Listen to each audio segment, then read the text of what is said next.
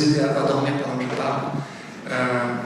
Effectivement, j'ai débattu avec Nicolas Hulot pour un média une fois. On a discuté et j'ai essayé de rejoindre son regard. Et autant je pouvais apprécier le souci qu'il avait de la biosphère, sans laquelle nous ne vivrions pas, aucun d'entre nous.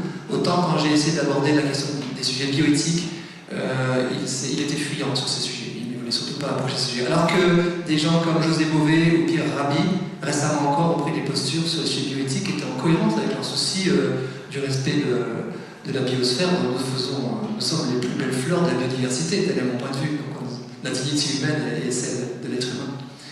Et je voudrais, donc, le thème de l'intervention sur l'avenir de l'homme, c'est ces trois mots-clés: bioéthique, biopolitique et écologie humaine. Et en introduction, je voudrais un peu les définir, sachant qu'il y a des controverses autour de ces mots. Le mot bioéthique, vous le connaissez. C'est peut-être un piège, ce mot. Ça dépend. Si on considère que, effectivement, l'émergence de nouvelles capacités humaines. Aujourd'hui même, on a appris qu'un Chinois a prétendu, un chercheur chinois a prétendu avoir fait naître les premiers bébés modifiés génétiquement. Vous avez appris ça? C'est dans la presse du jour, ce sera les titres de demain peut-être. Il a donc utilisé la technique du CRISPR-Cas9. C'est une technique de ciseaux génétique inventée par des chercheuses, dont une française, qui est assez simple, assez performante, qui pourrait peut-être nous guérir de certaines maladies, mais là il l'a utilisé sur les embryons en modifiant les gènes de l'embryon pour, dit-il, éviter que ces embryons ne soient atteints du sida, dont le père, donneur de sperme d'une fécondation in vitro, dont le père est porteur. Et donc il avance que pour éviter que ces petites filles, ces deux jumelles, soient porteuses du sida, il s'est permis de modifier les gènes. Il y a déjà 100 chercheurs chinois, et Dieu sait si là-bas on transgresse la bioéthique telle que nos normes l'édictent, qui ont protesté contre cet énorme risque qui fait courir à ces enfants cobayes, d'une certaine manière à cause d'effets dits mosaïques. Quand on change un gène, on ne sait pas du tout ce que ça fait, on est apprenti dans ce domaine. Voyez. Donc là, il y a effectivement un enjeu majeur de bioéthique. Quelles sont les normes que nous allons édicter au fur et à mesure que l'homme tâtonne et invente et trouve? Il faut qu'il ait une sagesse, une humilité. Plus il est puissant, plus il doit avoir une humilité dans l'exercice de cette puissance. Les premiers bébés à 3 parents génétiques sont nés au Mexique d'abord, puis en Ukraine, avec une technique aussi génétique assez sophistiquée. On prend le noyau d'une demandeuse, le noyau de l'ovocyte d'une demandeuse, on utilise le cytoplasme énucléé d'une donneuse. On combine comme ça l'ovocyte formé à la fois par le noyau de la demandeuse, une femme dont les mitochondries sont malades, pense-t-on, et on met l'ovocyte, on met la membrane, le reste de l'ovocyte d'une femme qui a donc des mitochondries supposées saines, et on insémine avec le sperme du père demandeur. Résultat, les bébés nés sont les premiers êtres humains au monde à ne pas bénéficier de la parité originelle père-mère, nous en tous bénéficié. Et ça demande des normes, ça demande à chaque fois de dire cette technique du CRISPR-Cas9, quand est-ce qu'on l'utilise et quand est-ce qu'on renonce à l'utiliser. Du coup, la bioéthique est intéressante. Si il s'agit des big data médicales, vous savez que l'expansion de l'informatique fait que finalement on suit les pandémies de manière très très rapprochée, de manière très fine, et on peut se poser la question, est-ce qu'il faut une transparence de ces données? À qui appartiennent-elles? Est-ce que j'ai le droit de connaître les gènes de mes collaborateurs, des gens que j'assure, des gens que j'embauche? J'ai été invité chez Emmanuel Macron à l'Élysée, je m'en vante devant vous. On n'est pas toujours rejeté. La première fois que je suis venu ici, on a été rejeté, puisque certains s'en souviennent, on devait faire une conférence à Sud de Coran et on a été interdit au dernier moment. Il y avait un groupe d'anarchistes qui protestait contre notre présence et on s'est réfugié ici. Et en venant ici, je me suis dit, je suis venu dans un endroit, un refuge anthropologique.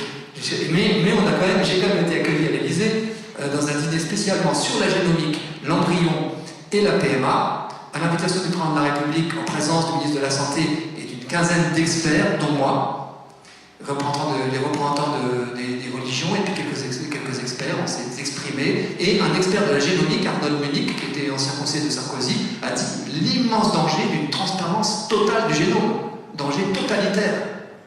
Aboutissant peut-être à des ablations de précaution de personnes qui, craignant des maladies qui sont inscrites peut-être dans la zone grise de leur gène, risqueraient de s'amputer de certains organes, comme ça arrive parfois. Bref, ces sujets nécessitent une éthique. Et oui, de ce point de vue, oui à la bioéthique. Mais si la bioéthique est l'art de faire glisser la morale dans le relativisme éthique, alors danger. Et c'est ce qui se passe souvent.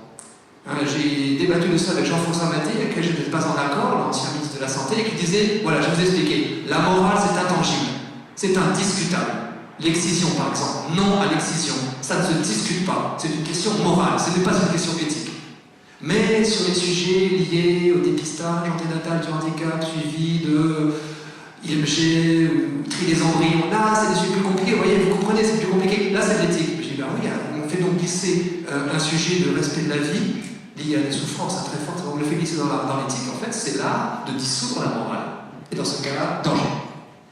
D'où la résistance, la réticence qu'Alliance Vita a, avec beaucoup d'entre vous, je pense, et beaucoup de vos associations, pour ceux qui en font partie, la révision tous les 7 ans des lois de bioéthique, comme on connaît aujourd'hui, c'est la bioéthique, le glissement continu. On met des digues qui sont franchis ensuite avec des revendications. Aujourd'hui, on parle de prétendu PMA pour toutes, j'y reviendrai, et le risque c'est d'aboutir petit à petit à glisser, et que toutes les normes, par exemple, qui encadraient le respect de l'embryon humain, descendent année après année sous la pression des coups de boutoir, des lobbies qui ont des intérêts, qui sont jugés partis sur le plan à la fois de la souffrance des personnes, et notre souffrance a tendance à anesthésier notre conscience, ou aussi des lobbies liés à des intérêts professionnels. L'argent est en jeu, il y a un grand marché mondial de la procréation, et certains chercheurs disent pourquoi la France se tient à l'écart, etc. Et donc, je nous mets en garde contre la fascination pour la bioéthique. Il faut savoir décrypter derrière. Là où il est nécessaire, effectivement, compte tenu de la croissance, des progrès magnifiques de la science, d'édicter des normes nouvelles, des normes d'éthique de la vie, bioéthique, et là où c'est dangereux. Deuxième mot, le mot biopolitique. C'est en fait Michel Foucault qui a inventé ce mot. Michel Foucault, vous savez, est un penseur que je qualifierais pour ma part de déconstructeur de certaine manière, puisque c'est un brillant esprit qui a d'ailleurs dit à la fin de sa vie que toute son œuvre était autobiographique et qui exprimait de manière très brillante à quel point l'État peut avoir tendance à exercer une emprise sur nos corps. La biopolitique, le fait que quand il y a une politique démographique, une politique familiale, elle peut être suspectée, disait Michel Foucault, d'un totalitarisme étatique s'exerçant sur le corps des personnes. Et du coup, biopolitique est une manière de dire attention au totalitarisme caché derrière des dispositions étatiques. Alors, moi, je reprends à mon compte avec Alliance Vita ce mode de biopolitique en disant attention, lorsque est en jeu en ce moment, comme c'est le cas, certains ont vu les débats que j'ai pu avoir à Strasbourg dans le cadre des forums européens de bioéthique avec une femme qui réclame, qui dit la chose suivante, et je la cite, Camille Froide-Vométrie, une chercheuse qui dit qu'elle a développé un féminisme de la corporéité des femmes. Elle dit, en tant que femme, je veux être un homme comme un autre. Or, je subis par ma naissance, par mon corps, une discrimination, une inégalité procréative, puisque mon corps n'est fécond qu'à partir d'un certain moment de la vie et il ne l'est plus à partir de la ménopause, alors que les hommes sont féconds jusqu'à la fin de leur vie. Il faut donc que la médecine et la technique réparent cette inégalité procréative, pour que je n'ai pas à subir des grossesses involontaires d'une part et une infertilité cyclique ou une infertilité finale lorsque je n'ai plus d'ovocytes et que j'ai la ménopause. Et donc je demande le droit à l'IVG sans condition, n'importe quelle condition, gratuite et remboursée, pour réparer cette inégalité. Et je demande aussi, nous demandons en tant que femmes, la congélation ovocytaire précoce. La congélation ovocytaire précoce, qu'on puisse congeler les ovocytes et par conséquent faire sa carrière, vivre sa vie de femme et à la fin de sa vie ou à d'autres moments, quand je veux, si je veux, avoir des enfants par fécondation in vitro. Ma réponse, je vous la fais, vous pourrez la retrouver. J'ai expliqué une sorte de colère intérieure parce que j'ai été choqué en fait. J'ai dit, mais vous vous rendez compte, vous en tant que femme, vous demandez aux femmes de détraquer l'écologie de leur corps, le caractère extraordinaire de la biologie spécifiquement féminine, de détraquer vos corps par des hyperstimulations ovariennes, de vous faire prélever vos plus précieuses cellules, de les donner à une banque étatique, une banque étatisée qui va vérifier, normer, qui va garder vos plus précieuses cellules pour vous faire une carrière, être exploité éventuellement par des entrepreneurs ou des chefs d'entreprise qui vont pouvoir exploiter votre carrière sans risquer la maternité qui effectivement pose question lorsque des femmes ont des enfants, certains en sont témoins ici et des maris aussi, ou les employeurs peut-être. Et à la fin de votre vie, subir le parcours du combattant d'une fécondation in vitro, c'est-à-dire une fécondation extracorporelle, pour faire implanter des embryons, sachant que ça ne marche que dans assez peu de cas, au terme du parcours de plusieurs tentatives, il y a 50% seulement des couples qui réussissent à avoir un bébé par cette technique. Au moment ou à l'âge où vous avez des problèmes vasculaires, ne pourrait-on pas demander plutôt à la société de s'adapter à l'écologie des femmes et à les aider à concilier légitimement leur vie professionnelle et leur vie familiale? Voyez. Et là, je faisais de la biopolitique. Je dénonçais l'emprise de l'État, de la technostructure médicale qui menace aujourd'hui, ici en France, les femmes, une emprise sur ces cellules au nom de leur liberté. Le risque, c'est que derrière, ça devienne totalitaire. Dès qu'on passe de la couette à l'éprouvette, attention, qui gère ces cellules? Et pourquoi va-t-on prélever les ovocytes des femmes jeunes? Très largement pour en utiliser pour des femmes plus âgées. C'est ce que dit Blanche Trèbe, directrice de la recherche et de la formation à l'Université dans son livre Bébé sur mesure, le monde des meilleurs, édition Artege, et elle a écrit ce livre cette année justement pour montrer à quel point derrière ces magnifiques techniques qui pensent nous libérer, il y a des risques d'aliénation étatique, à la façon du meilleur des mondes. On fabrique des bébés de manière extracorporelle, biopolitique, voyez. Troisième mot, écologie humaine. L'écologie humaine, bon, c'est pas moi qui ai inventé l'expression, d'autres l'ont prononcé avant, mais dans le mouvement social de 2013, quand j'ai vu cette foule se lever, j'ai pensé aux lanceurs d'alerte écologique, ceux qui nous ont énervés, ceux qui nous énervent peut-être encore, et qui nous ont dit, il y a quelques dizaines d'années, attention, est-ce qu'on n'est pas en train de scier la branche sur laquelle on est assis, en surconsommant, en étant prédateur exagérément d'un écosystème sur lequel on surconsomme sans prendre garde à léguer aux générations futures une terre habitable, un air respirable? Est-ce que nous ne sommes pas en train de casser cet équilibre, cet écosystème dont nous faisons partie, j'ai dit tout à l'heure? Et ils avaient raison, puisque maintenant on est tous saisis d'une inquiétude, malgré les débats légitimes sur la réalité de la cause de l'homme dans tel ou tel dérèglement. On sait qu'il y a des enjeux idéologiques derrière aussi, mais quand même, on a tous changé de comportement et on essaie de tous de respecter davantage cet écosystème qui nous fait vivre. Eh bien, avec ce que je vous ai dit de la Chine aujourd'hui, avec les FIV 3 par an, vous vous rendez bien compte que l'homme risque de se scier lui-même, car l'homme a une nature. L'homme a une nature. Et l'enjeu de l'écologie humaine, c'est de respecter la nature de l'homme. Et de faire en sorte que l'homme, dans son environnement, soit protégé comme écosystème, comme espèce menacée, comme espèce à conserver, à protéger, de manière très spécifique, en raison de la dignité inaliénable et éminente de l'être humain. Vous voyez, bioéthique, biopolitique, écologie humaine, qui nous aide peut-être à revisiter ces sujets de technologie. Et j'ai été en 2013, impressionné par une tribune de Jacques Attali, qui m'a beaucoup éclairé. Jacques Attali se moquait en substance du mouvement social qui mobilisait des foules dans la France entière contre la loi instaurant le mariage pour personnes de même sexe assortie de droit d'adopter des enfants. Et Attali disait, notamment en se moquant de l'épiscopat catholique français, c'est anecdotique, ne vous occupez pas de ça, occupez-vous des vraies questions. Il y a une quête d'immortalité très forte chez l'être humain, dit-il. Il y a une quête d'égalité très forte. Ça va se traduire par deux choses qui est considéré comme inéluctable. Le clonage, d'une part, et la matrice extracorporelle, ou utérus artificiel. Le fait que les femmes allaient obtenir, réclamer, dans les années qui viennent, selon lui, de pouvoir, comment est-ce qu'on dit quand une entreprise externaliser la grossesse, merci. Et Attali terminait par, en substance, ces phrases.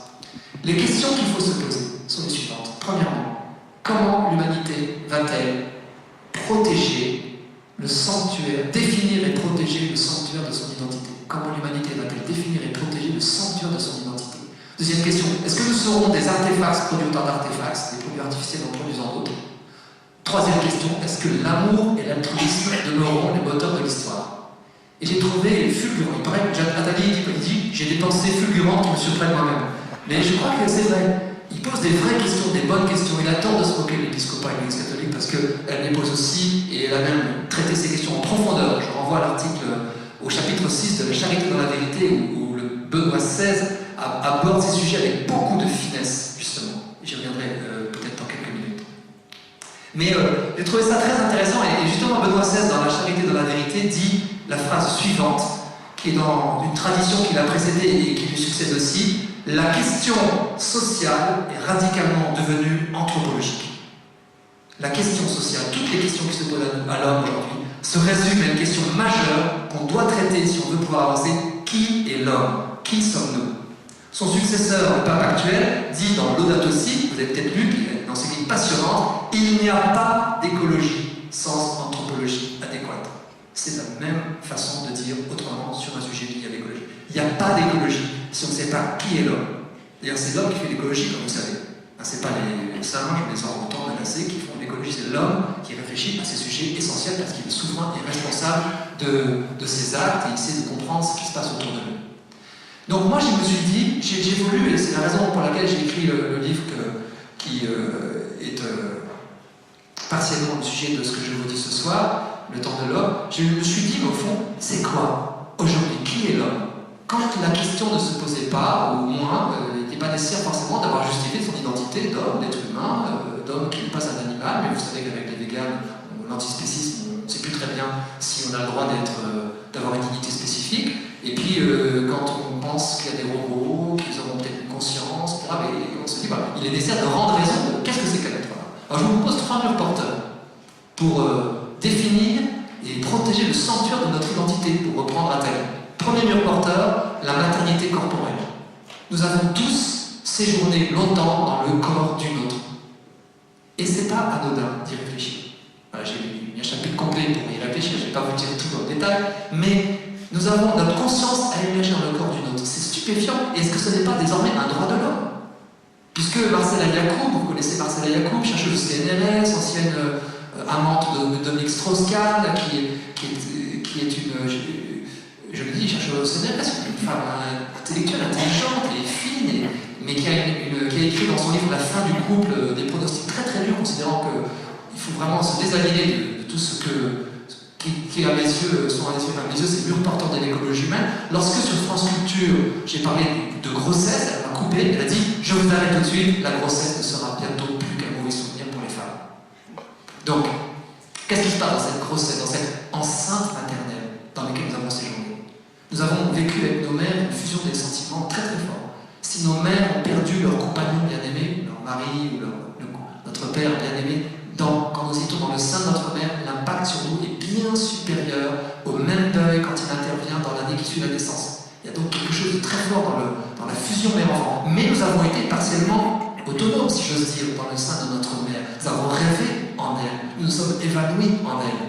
Nous avons partiellement aux côtés, nous avons vu le jour au travers de son ventre au 7e mois. On dit voir le jour, on le voit à travers du ventre de notre mère.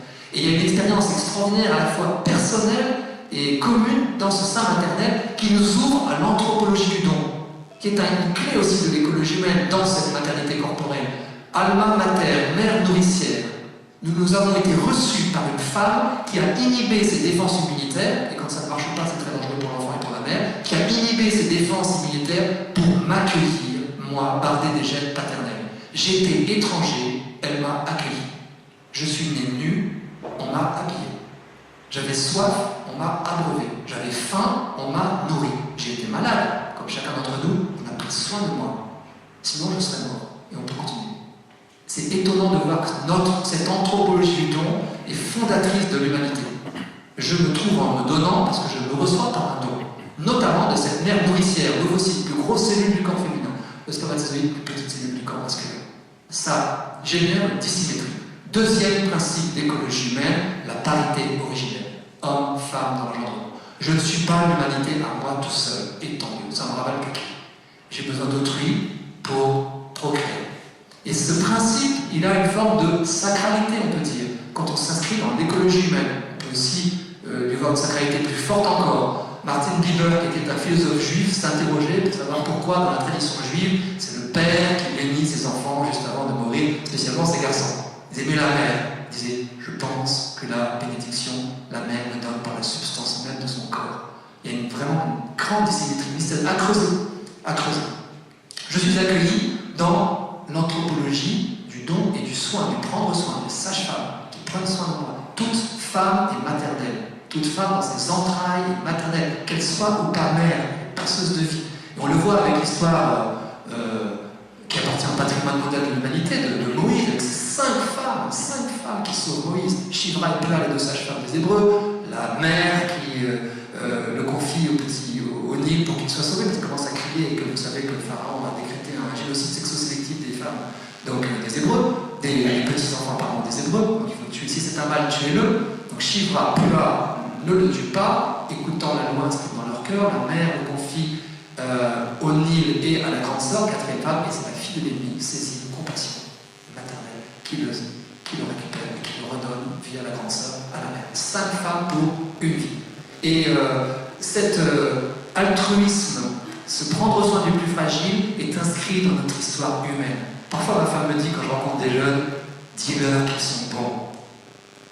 On nous dit tellement qu'on est des parasites de la société, que les animaux sont bien plus sympathiques que nous, les chiens, les poules, les chats, etc. Je suis quelqu'un qui, une fausse poule photographiée dans le métro à Paris, je suis quelqu'un, ne me tue pas, mais non. Moi j'ai des poules, j'avais un coq, je peux dire, j'ai tué mon coq. J'avais pas assez de poules, c'était le massacre, franchement, voilà. Nous sommes faits pour l'altruisme. Et manquer un confucianiste, je sais pas comment on dit, d'avant Jésus-Christ, bien avant lui, s'étonner et s'émerveiller qu'un petit bébé posé sur la machette d'un puits soit systématiquement sauvé par n'importe quelle personne passant à côté, même si ce n'était pas de la même tribu. Il dit, comment se fait-il que nous ayons le cœur porté à prendre soin? Qu'est-ce que c'est faire preuve d'humanité? Quand disons-nous que quelqu'un fait preuve d'humanité? C'est quand il se penche sur un plus fragile pour en prendre soin, pour le relever, peut-être pour lui pardonner. Deuxième principe d'écologie humaine, cette altérité. Nous avons parfois le sentiment que c'est foutu, que les lois d'indifférenciation, de neutralisation du genre vont l'emporter. J'ai débattu récemment avec une spécialiste de l'éducation qui a beaucoup réfléchi pour une revue, et on débattait pour dire comment est-ce qu'on peut faire pour que filles et garçons se respectent. Et je me suis opposé à elle dans une forme de non-recevoir. Nous n'avons rien en commun, car elle considérait que garçons et filles étaient strictement identiques, et que tout était construit dans leur différence. Alors que moi je pense que nos corps sont différents, pas seulement sur le plan génital, mais aussi que ça traduit des tas d'autres différences qu'elle ridiculisait en le balayant du doigt, en considérant déjà comme inégal qu'à même niveau d'études, filles et garçons puissent avoir des choix qui soient différents statistiquement. C'est la preuve qu'il y a des stéréotypes à déconstruire. Et donc moi je disais, il faut qu'on apprenne à vivre ensemble, il faut qu'on apprenne, comme je le fais avec ma femme, avec difficulté parfois, et vous le faites vous aussi avec ceux qui vous entourent, qu'on apprenne à comprendre ce différent qu'est l'autre sexe, et qui est vraiment d'égalité, mais vraiment différent, qui est forcément étonnamment différent, et qu'on apprenne cette différence, plutôt que de dire vous êtes identiques, ce qui est archi faux. Voilà. Donc cette neutralisation du genre, elle est théorisée, elle est voulue par les déconstructeurs. Elle a terminé cette femme en me disant qu'il faudrait qu'il n'y ait pas de genre, comme ça il n'y aurait pas des transgenres. Il n'y aurait pas de souffrance de transgenre s'il n'y avait pas de genre. Donc voilà, fin de mon recevoir. Alors que quand on interroge les Français, on l'a fait avec Alliance Vita, on l'a fait en juin dernier, 93% des Français estiment que le père a un rôle essentiel à jouer pour l'enfant. 73% des Français estiment que père et mère sont différents et complémentaires. Contre eux, le reste, le seul, qui estime que père et mère sont identiques et interchangeables. Donc, statistique un peu différente, vous voyez, quand même, 73%. Donc, l'immense majorité des Français voient dans les rôles du père et de la mère quelque chose de complémentaire, d'utile, de nécessaire à l'épanouissement de l'enfant, d'autres sondages le montrent. Donc, cette parité originelle est à défendre et elle tient à cœur de beaucoup de personnes, même si quand on interroge les personnes, suivant la façon dont on les interroge, si on les interroge sur cette PMA en débat aujourd'hui pour les femmes seules et vivant en couple, si on en parle d'un droit, ils vont dire oui, 61%. Mais si on pose les questions comme nous l'avons posé, considérez-vous qu'il faille privilégier le besoin de l'enfant de connaître son père en réservant la PMA aux couples hommes-femmes ayant un problème d'infertilité, ou privilégier le désir d'enfant pour des femmes seules ou vivant en couple et autoriser la PMA sans père pour ces femmes? 61% des Français se prononcent pour la première motion, contre 39% pour la deuxième. Ce qui montre, vous voyez, quelque chose d'un petit peu différent de ce qu'on entend souvent et qu'on nous assène.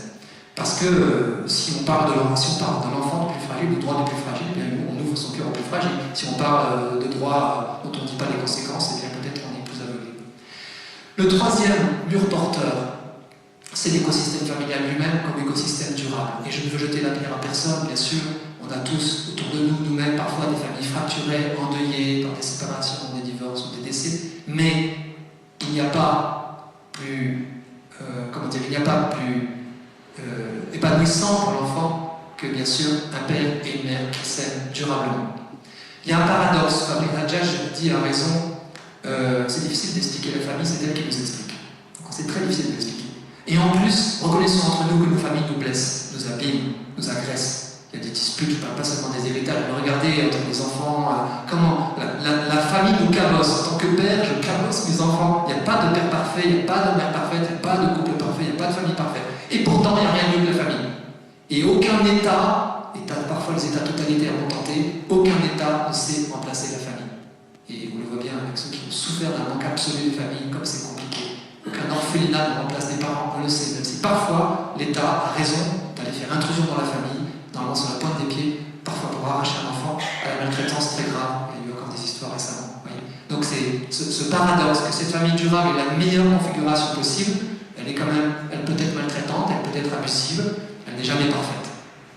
Et j'ose dire que la fidélité sexuelle est un besoin fondamental aussi de l'être humain.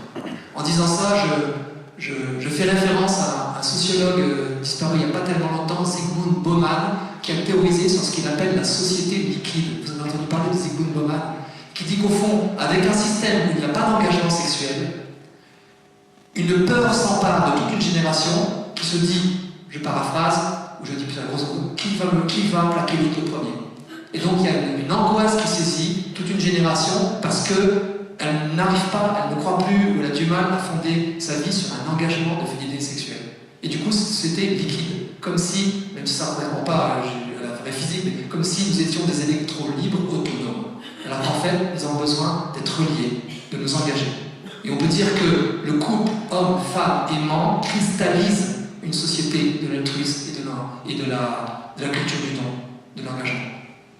Et que s'il n'y a pas ces couples hommes, femmes, aimants pour le cristalliser, s'il n'y a pas ces familles, la société est dans une grande souffrance. J'étais à Madrid dans un congrès sur mai 68, j'ai fait un petit topo d'un quart d'heure sur la famille, je n'ai pas voulu le faire, mais j'ai décliné finalement 3 axes, je vous donne juste le plan. La famille, écosystème durable à protéger. Et j'ai repris les choses que je viens de vous dire. Deuxièmement, la famille, structure politique de base. La vie de la société se décline à partir de la vie de la famille. Quel est le sens du mot fraternité au fronton de République? S'il n'y a pas de fraternité au sein d'une famille où garçons, filles, frères, sœurs, etc. vivent ensemble sans s'être choisis. Où est-ce qu'on apprend la liberté, si ce n'est au sein d'une famille, rendre de l'enfant vers la liberté? Quel est le sens de la démocratie s'il n'y a pas déjà cette petite démocratie familiale où il y a une souveraineté paritaire homme-femme, magistrature paritaire, homme-femme, pour prendre des décisions, des règlements, des édits, des lois adaptées à chacun au fil de la croissance, et l'autorité née dans la famille. L'autorité de la mère patrie ou de la loi paternelle, on pourrait dire, est déclinée de l'autorité naturelle dans la famille. Les parents qui donnent un nom à l'enfant, qui décident pour lui de beaucoup de choses. Et comme j'ai dit tout à l'heure, c'est que sur la pointe des pieds que l'État vient se mêler de ça. Je me souviens d'un Africain à Rome, au congrès Oumanum, qui traitait de l'altérité sexuelle devant des représentants de 14 religions et familles spirituelles, et il disait, cet Africain disait, la famille monogame, c'est ce qui garantit à l'homme d'être un roi, à la femme d'être une reine, à chaque enfant d'être un prince, à une princesse, et au domicile d'être un palais. Et vous voyez, quand vous considérez vos domiciles, moi je rajouterais la chambre conjugale, la chambre haute qui a une sacralité spécifique, mais regardez comme nous gérons nos domiciles de manière absolument souveraine. Il y a une souveraineté familiale qui est absolument majeure. Si on commence à casser cette souveraineté, que devient le village, famille de famille, le pays, famille de famille de famille, la nation, famille de famille de famille, etc. Que devient la société s'il n'y a pas cette structuration offerte la meilleure possible? Voilà. Et je renvoie peut-être pour... je regarde ce qui... Oui. Foucault, j'évoquais Foucault tout à l'heure, il donnait à ses étudiants le thème de dissertation de la famille névrotique, c'est-à-dire la famille tout court. Bon, c'est cruel, mais ça voulait dire aussi quelque chose de sa propre histoire. Quand j'étais chez Lequier, dans une émission il y a quelques années, il y avait Yann Moix, c'était le chroniqueur, et il a insulté ma mère dès qu'il m'a vu. Ça a été coupé au montage, c'était trop violent, et je me suis dit pourquoi il fait ça? Puis j'ai découvert la 4e de couverture de son livre Naissance, prix Renaudot 2013, où il explique en substance, je ne vais pas vous relire toute la 4e de couverture, il faut non pas tuer le père, mais tuer en nous le fils. s'affranchir de ses gènes. Non pas faire comme les huîtres qui sont obligées de... Mais en tant qu'être humain, il faut savoir couper, s'affranchir de ses gènes, se choisir d'autres parents, disait-il. Donc, ce qui n'est pas totalement faux que nous ayons besoin pour nous grandir d'autres références, parfois, de couper certains cordons qui nous étouffent, de couper parfois certaines racines qui sont délétères, on a pu le faire, on rechoisit parfois des racines. Mais comme le dit la grande Simone Veil, là donc je m'appuie sur d'autres références dans son fameux livre L'enracinement, le besoin le plus essentiel, je la paraphrase, hein, mais vous, peut-être je peux retrouver la citation exacte, mais non, c'est pas la peine. L'être humain a un besoin qu'on néglige souvent, qui est ce besoin d'enracinement. La plupart d'entre nous avons besoin de nous recevoir de nos multiples enracinements, géographiques, nationaux, spirituels, biologiques. C'est de ces enracinements assumés que se dessine la vraie liberté. Comme un arbre qui s'enracine, qui va chercher la source, son identité, ses forces, pour ensuite déployer sa ramure bien loin, et l'homme s'enracine en marchant, se rempote, mais nos enracinements sont absolument majeurs, et donc cette idée de je me suis fait tout seul, d'une société d'autonomes, c'est une société mortelle pour les faibles, et mortelle pour tous, parce qu'un jour ou l'autre on est faible, parce qu'on finira sur son lit de mort. Et que là, on aura besoin de tendresse, et non pas de prétendue autonomie, finalement. Je bascule sur le transhumanisme.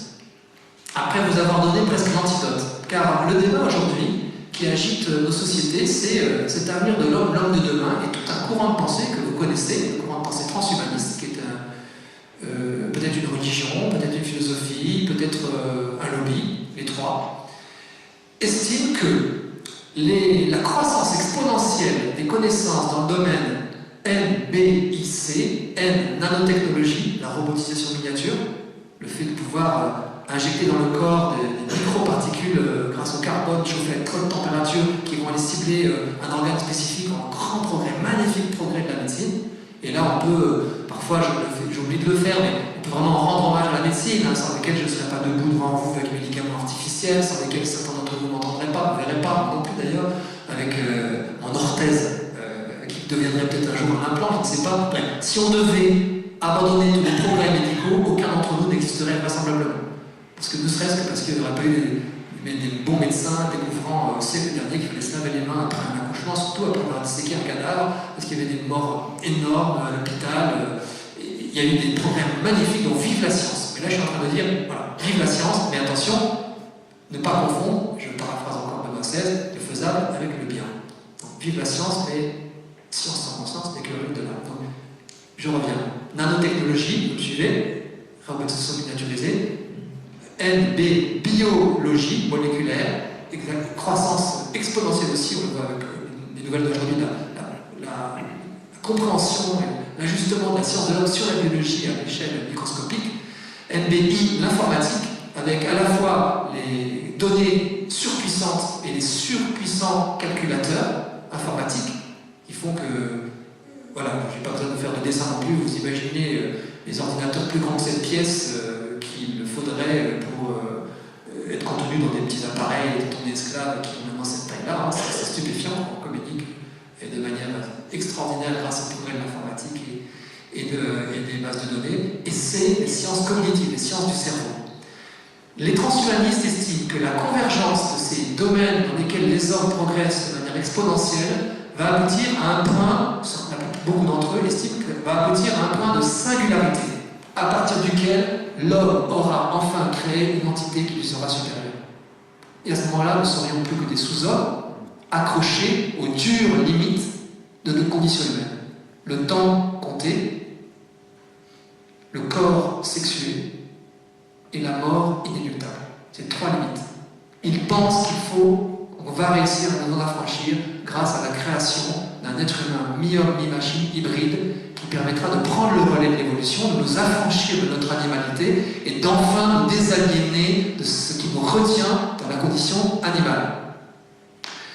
Il faut noter d'abord qu'il y a des prétentions spirituelles derrière, cachées derrière ce transhumanisme. Je vous lis des petits extraits. Par exemple, Peter Diamandis, qui est l'emblématique cofondateur de l'Université de la Singularité. Voilà ce qu'il dit. La technologie change tout, bien sûr. Qui nous sommes, ce que nous sommes, comment nous travaillons, comment nous nous percevons. Si nous sommes créatifs, si nous sommes intelligents, nous décollerons de niveau en niveau jusqu'à atteindre le ciel. Précisément, c'est Tom Mitchell qui dit ça, spécialiste de l'intelligence artificielle. Et Peter Diamandis, que je viens d'évoquer, il dit la chose suivante: nous serons comme des dieux, omniscients, omnipotents, omniprésents. Se débrancher se fera au prix d'une immense solitude. Donc, la promesse d'un statut divin.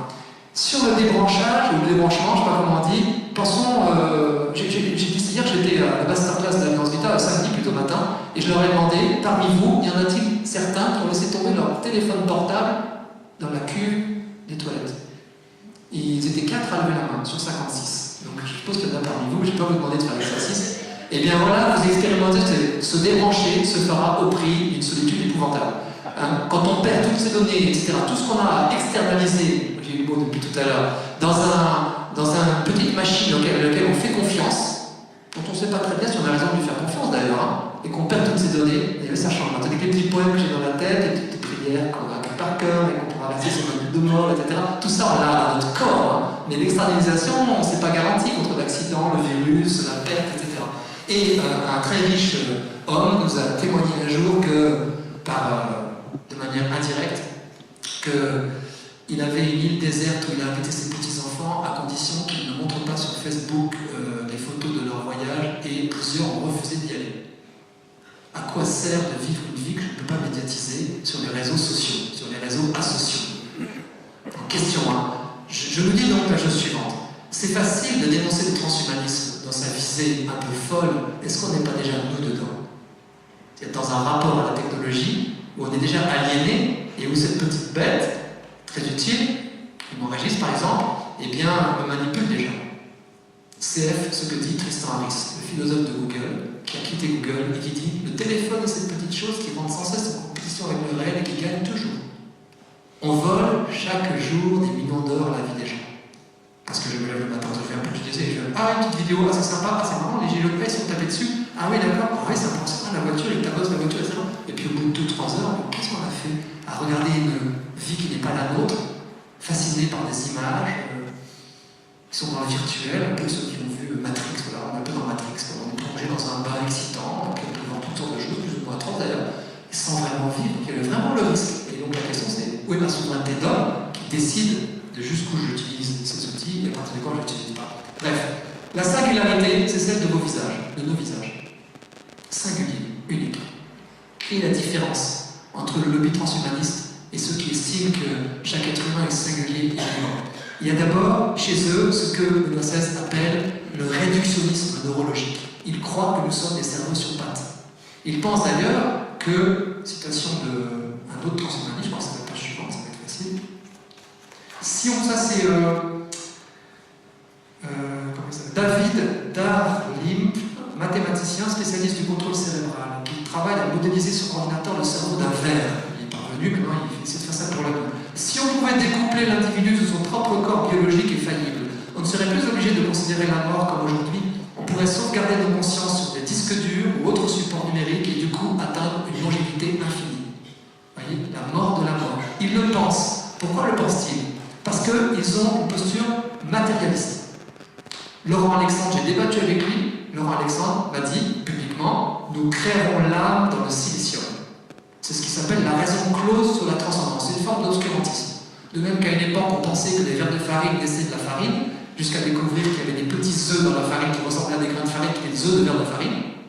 De même qu'on a longtemps pensé, au XIXe siècle, que le champignon naissait de son substrat, avant de découvrir que les spores sexués du champignon, etc., faisaient qu'il ne naissait pas de son substrat, mais il naissait des spores sexués du champignon. De même, tout un courant de pensée pense que la conscience naît de la matière, émerge spontanément de la matière. Tandis que ceux qui considèrent que l'homme a cette dimension spécifique et intrinsèque de la transcendance, de l'appel à l'absolu, l'homme passe infiniment l'homme c'est mortel, Hannah Arendt, la mortalité est le cachet de l'humanité. Quand on sent à quel point l'homme passe infiniment l'homme, à quel point nous sommes sans repos tant que nous ne reposons pas dans plus grand que nous, à ce moment-là, cette dimension-là ne porte à autre chose que simplement à considérer que nous sommes des ordinateurs super sophistiqués, qui auraient d'ailleurs perdu toute liberté, puisque les attirances ou répulsions qu'on aurait entre nous seraient uniquement biochimiques, c'est ce qu'ils pensent. Donc il y a vraiment un radical matérialisme spécifique, mais qui se transforme en religion, en idolâtrie de l'homme, qui serait capable de devenir son propre créateur. Et de ce fait, s'établit un bras de fer monumental, qui est lié à un complexe prométhéen.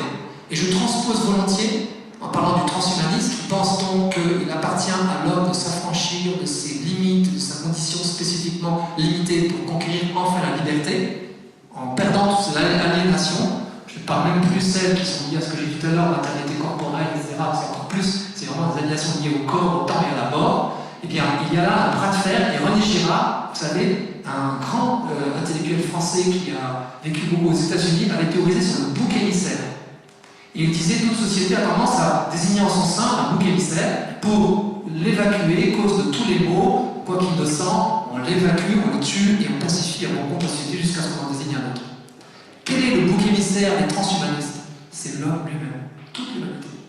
Ils pensent qu'il faut que l'humanité s'affranchisse d'elle-même. Et donc c'est très dangereux. Quel est l'avenir de l'homme? Si l'avenir de l'homme était le transhumanisme, l'avenir de l'homme serait de devenir des sous-hommes et de mourir dans une solitude épouvantable ou sans tous les moyens technologiques de ceux qui réussiront à décoller, croit-il, vers jusqu'au ciel, je les cite. Et donc on a, nous, à se dire, à ce moment-là, quelle est notre réponse à ça? Quelle peut être notre réponse? Notre fort intérieur.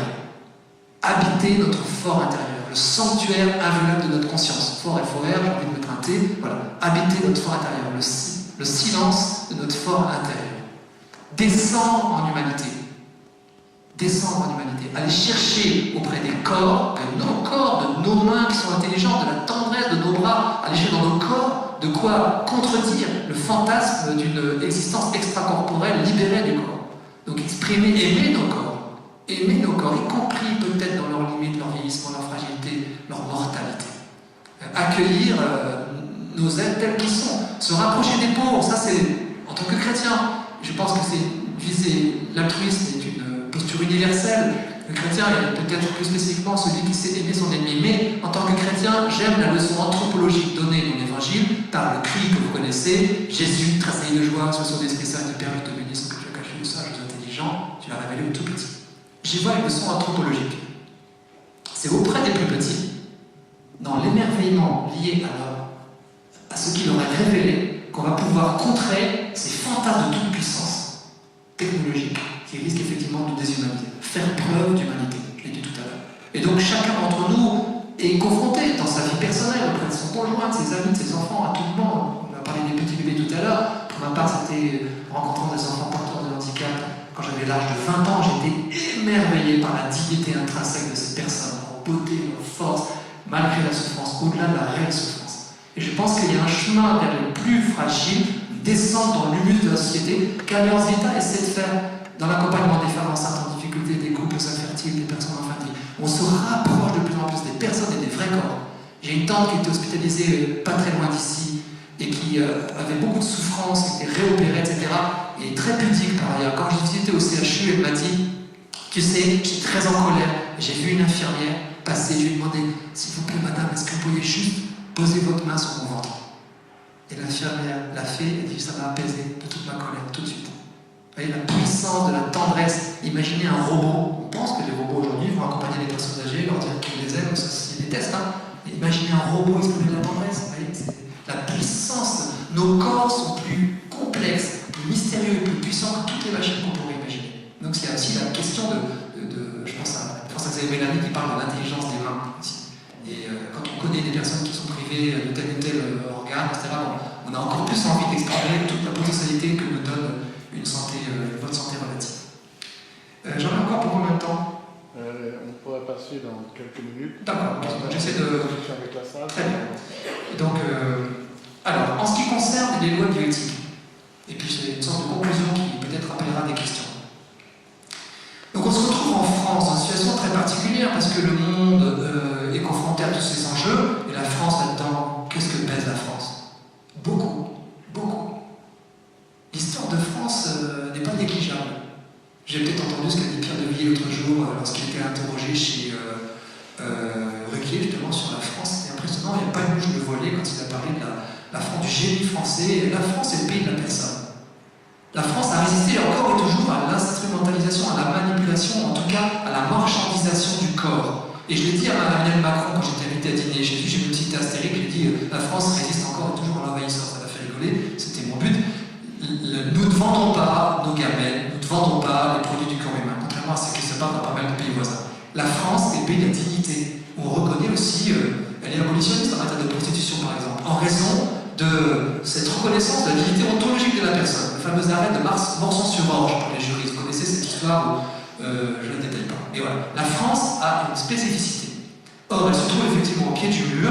Va-t-elle basculer vers un surcroît d'injustice avec cette autorisation donnée à des femmes seules, vivant ensemble, d'avoir accès à une PMA sans compagnon, sans partenaire masculin, c'est-à-dire à des enfants nés qui seraient conçus délibérément, privés de toute référence paternelle. Vous allez me dire, il y a tellement déjà de lois iniques et injustes qui sont passées, pourquoi est-ce qu'on se bat là-dessus? C'est une brèche majeure. 5% seulement des enfants nés de progression médicalement assistée aujourd'hui naissent avec un donneur. 5% seulement. Un nombre qui demeure très minoritaire.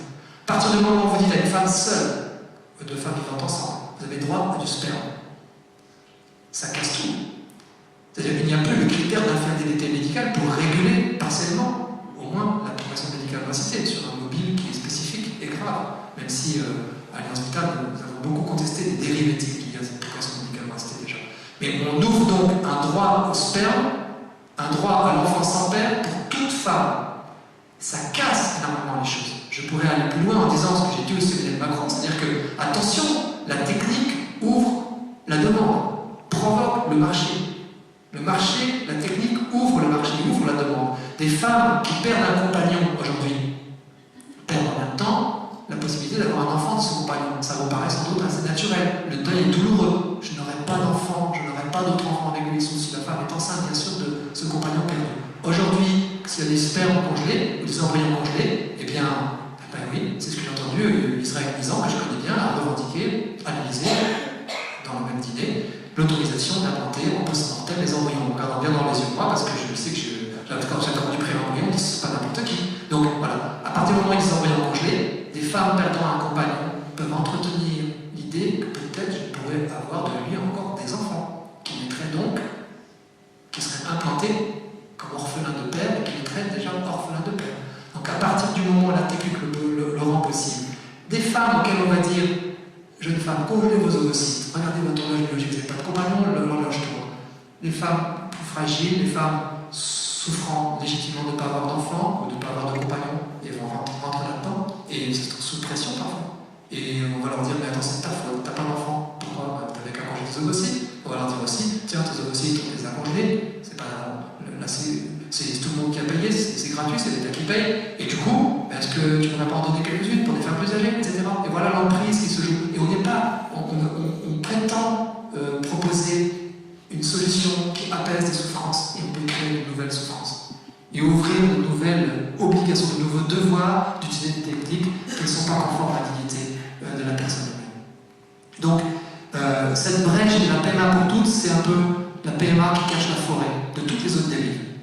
Et nous avons participé, vous aussi je pense, au stage généraux de la bioéthique. Nous avons vu à quel point ceux qui défendent les repères éthiques les plus solides et majoritaires, le gouvernement s'en est rendu compte, ne peut pas l'ignorer, il est passé au-dessus de ça, le comité d'éthique surtout aussi, puisqu'il a proposé toutes les réformes, la plupart des réformes transgressives, je vais les lister rapidement. Il a proposé la création d'embryons chimères par animal pour la recherche, l'utilisation des CRISPR-Cas9 sur l'embryon également pour la recherche, l'implantation post-mortem des embryons, la PMA pour femmes seules ou vivant ensemble, la dérégulation supplémentaire de la recherche sur embryon, etc.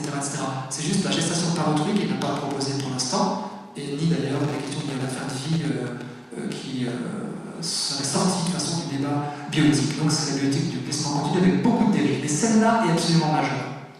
Et du coup, d'où l'importance de se mobiliser au nom du père, au nom du droit de l'enfant de connaître son père. Je regarde si... Oui, je voulais vous dire quelque chose peut-être en conclusion.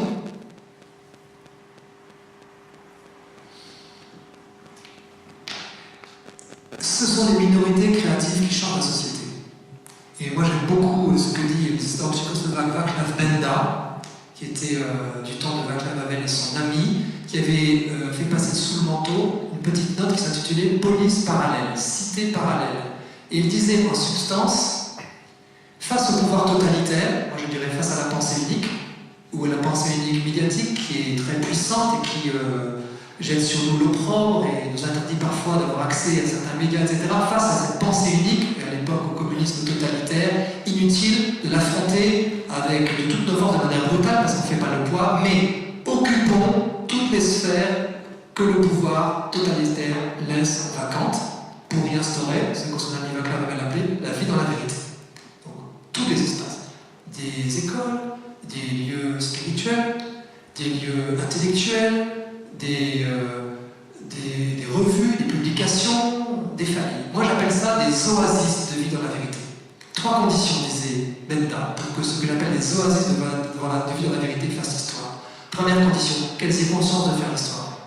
Un membre d'Alliance Vital, on en a rencontré tout à l'heure dans un pub irlandais, si je ne me trompe pas, qui diffuse un tract, qui diffuse notre campagne touche pas à mon père dans la rue face à une personne qui se pensait seule à penser ça, qui ignorait et qui change d'avis, qui vient se former, qui vient s'engager, fait l'histoire, tout autant et peut-être plus que des personnes qui ont des pouvoirs très forts au plan national mais qui finalement sclérosent la société par leur manque de squelette anthropologique. Donc il faut qu'on ait conscience de faire l'histoire, très important. Et l'histoire, moi je pense qu'elle se fait par l'histoire. L'histoire, c'est d'abord le travail secret de l'amour dans les cœurs. C'est ça qui fait l'histoire de l'homme. Et qui bien sûr le pousse à agir. Il y a parler, il y a l'ouvrir parfois plutôt que de le fermer, et à prendre la défense plus fragile, et à progressivement transformer les choses. Regardez comment c'est fait l'histoire dans bien des domaines. Deuxièmement, ça fonctionne si ces oasis de vie dans la vérité se relient. Ce qui vient de se passer derrière la table. C'est-à-dire qu'on s'encourage, on partage, si j'aime bien cette formule, elle est peut-être un peu trop venant des aïeux qui a été une chapelle, je pense, mais partage le prophétisme. C'est échange, respecte. Toi, comment tu vois cette chose, et toi, dans ton domaine, dans ton entreprise, dans ton. Voilà. Échange les prophétismes, qu'on se relie. Un peu comme, vous imaginez les oasis dans un désert qui tissent une société. Troisième condition, que bien sûr, ceux qui ont accès aux sphères de pouvoir n'hésitent pas à y instaurer la vie de la vérité, car disait Benda, la vie est plus forte que la mort, et la vérité est plus forte que le mensonge. Voilà. Donc je pense que, ça c'est l'allégorie que je développe dans Le Temps de l'Homme, il y a ce mycélium d'écologie humaine. Mycélium, c'est-à-dire les racines du champignon, des petites racines presque invisibles qui sont dans le sol. Au temps favorable, il y a des manifestations qui sont éphémères et spectaculaires, qui nous donnent le cœur à l'ouvrage, qui resserrent en foisonnement par leur sport d'autres initiatives, mais l'essentiel des champignons, c'est sous le sol, de manière invisible que ça se passe. Cette vitalité souterraine, elle a donné lieu la plus grande structure vivante jamais trouvée sur Terre. Un mycélium dans l'Oregon, trouvé dans les années 2000, de 5,5 km de diamètre, pesant 800 tonnes, si on avait sorti, 2400 ans. Parce que ça grandit de 20 cm au périphérie. De 20 cm par an. Ça grandit. Et donc, quand ceux qui laissent des rondes sorcières, j'en ai un de chez moi, de temps en temps, il y a des rosés des prés qui sortent, comme ça, de temps en temps, mais on voit bien qu'il y a quelque chose qui se passe dessous, le substrat se change. Et donc, l'enjeu, c'est de participer à ce mycélium d'écologie humaine, qui est foisonnant en France. Et je suis stupéfait de la créativité foisonnante à toutes les générations, et spécialement depuis 5 ans, de ceux qui ont à cœur le respect de boussole de l'écologie humaine. Je vais le dire sous une formule peut-être qui peut être contestable, mais je vais revenir après. Tout homme et tous les hommes. On pourrait dire toute personne et toutes les personnes. Toute personne dans toutes ses dimensions, physiques, psychiques, intellectuelles, spirituelles, relationnelles. Voilà, toutes les dimensions de la personne, sans amputer la dimension spirituelle, la ravale au rang d'un animal. On pourrait en faire dire j'envie mon chien parce que lui il a l'euthanasie. Si on coupe cette dimension de ce savoir mortel, ça change tout du statut de l'homme, tout l'homme dans toute sa dimension, sans un escroquer. Est-ce que à Alliance Vital, je respecte la dimension spirituelle de mes collaborateurs? Est-ce que je respecte l'intégrité physique de mes collaborateurs, leur santé, leur sommeil? Est-ce que je respecte mon équilibre psychique? Est-ce que je les harcèle par mon attitude? Est-ce que je développe, je les aide à développer leur dimension intellectuelle? Ça vaut dans la famille, ça vaut partout. Tout l'homme et tous les hommes, sans un escroquer. C'est-à-dire sans exclure aucun homme, y compris nos pires ennemis qui apportent une facette précieuse et irremplaçable de l'humanité, mon cher ennemi, l'homme de l'autre bout du monde, qui vit peut-être dans la misère parce que je surconsomme, et je peux légitimement m'interroger sur ma responsabilité, et l'homme à l'autre bout du temps, futur, puisque désormais ma puissance est telle que j'impacte les générations futures. Donc je plaide pour l'extension du domaine de la solidarité, pour le domaine de la charité, dans le temps et dans l'espace. Et c'est une belle responsabilité, puisque désormais l'homme a acquis cette puissance industrielle de biotechnologie, il a une responsabilité encore plus forte pour que les générations futures puissent hériter des repères anthropologiques précieux qui nous ont été légués par nos parents, que j'ai évoqués aujourd'hui. Et que ces générations futures puissent avoir au moins des personnes qui auront tenu allumer cette lampe pour être des témoins des refuges anthropologiques. Moi j'encourage les familles, les couples à être des refuges anthropologiques, non pas des ghettos, parce que les ghettos ça pourrit. D'ailleurs se vicie et c'est pire à l'intérieur, souvent, si c'est vraiment fermé. Mais des refuges quand même, on peut s'appuyer à un endroit où on accueille vraiment de manière inconditionnelle la vie humaine, on protège les plus faibles, on essaie d'élargir nos familles nucléaires, un peu rabouleries, comme disait un ami maghrébin, qui disait la famille que tu défends, elle est desséchée. Nous, chez nous, les oncles, les tantes, on a la place, etc. Il n'avait pas tort. Est-ce qu'on peut, nous, réfléchir à comment on peut aérer toujours ces oasis de vie dans la vérité pour relier et tisser cette société qui en a tellement besoin? Je vous remercie.